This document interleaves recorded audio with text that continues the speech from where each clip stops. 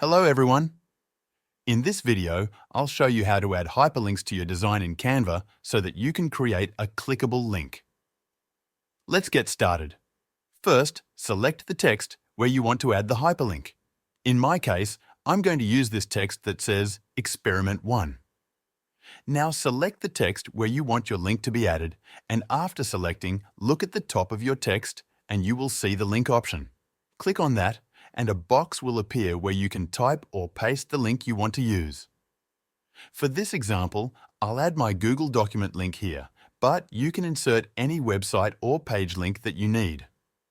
After adding the link, you'll notice that Canva automatically places a black underline beneath the text. This indicates that a hyperlink has been added. If you prefer not to have the underline, you can remove it manually by selecting the text, adjusting the style, or choosing a different text effect. Keep in mind that the underline doesn't affect the functionality of the hyperlink.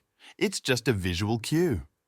Now, to make the hyperlink clickable, you can't export the file as a PNG or JPEG because those formats don't support clickable links. Instead, you need to download the design as a PDF. Click on the Download button and from the File Type options, select either PDF Standard or PDF Print. Both formats will retain the hyperlink functionality, but PDF Standard is usually sufficient for most purposes. Once you've selected the PDF option, click Download and save the file to your device. Open the PDF file and you'll see that the text you linked is now clickable.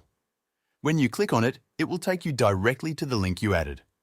In this case, it takes us to Google Doc, but yours will open the page you specified. That's how you can easily add clickable hyperlinks to your designs in Canva and export them correctly. Thanks for watching.